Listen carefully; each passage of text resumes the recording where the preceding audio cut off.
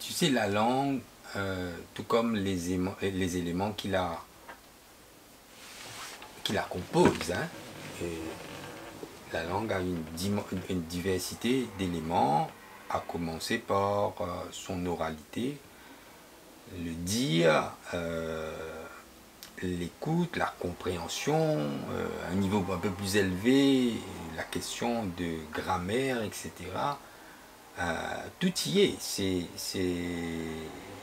le monde, c'est l'individu en entier, c'est l'intégralité de la personne humaine qui se construit à travers la langue.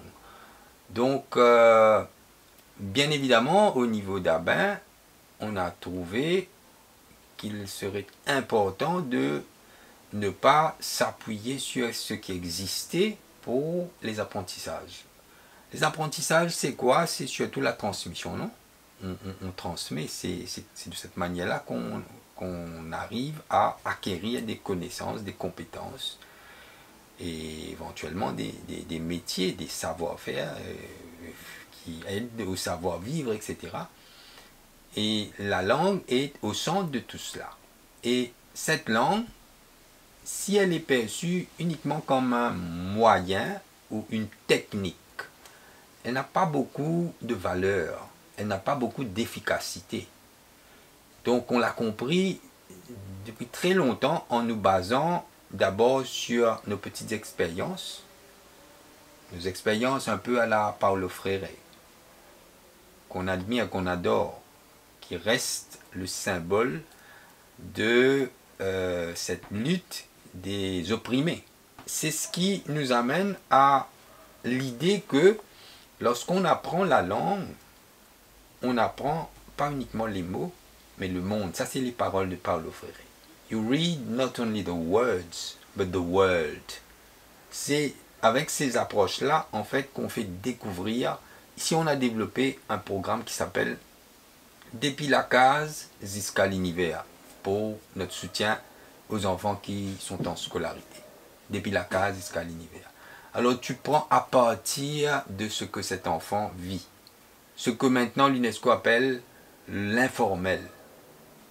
Tous ces apprentissages qui se font à la maison, dans la communauté, c'est de l'informel. Mais ça a une valeur immense, que malheureusement, en fait, les détenteurs de cette troisième sphère de savoir vont continuer à mépriser. Mais qui recèlent de trésors immenses. Ce sont ces trésors qui ont fait survivre les gens et qui font vivre les gens. Alors, nous, cet informel a beaucoup d'importance pour nous. Tu me parlais des contes de tisans, etc. Mais comment est-ce qu'on fait, nous, pour cela? On va demander aux enfants ce qu'ils savent de toutes ces histoires. Chacun va apporter un petit bout. On va permettre cette expression et ils vont recréer, en fait, des histoires. Et c'est ça la beauté de ce processus qui est à la fois langagier, mais développement intégral aussi. Parce que lorsque les enfants surtout, t'amènent des éléments qu'ils ont entendus, ils vont le faire avec des intonations, ils vont se servir de mots, de paroles, d'expressions qui vraiment ont un sens, qui permet de faire des différenciations, qui permet de toucher à la grammaire de la langue, qui va au fond des choses. On a recréé, on a pris ce que les enfants nous disaient. On a donné une musicalité à la parole. Mais au départ, c'est le dire.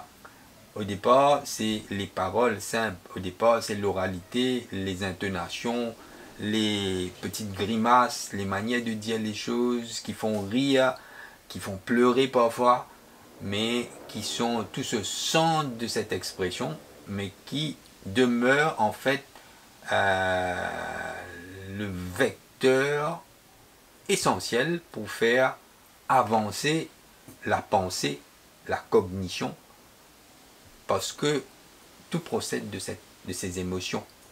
Sans ces émotions, on dit souvent que la langue est une faculté cognitive. Ça doit être vrai.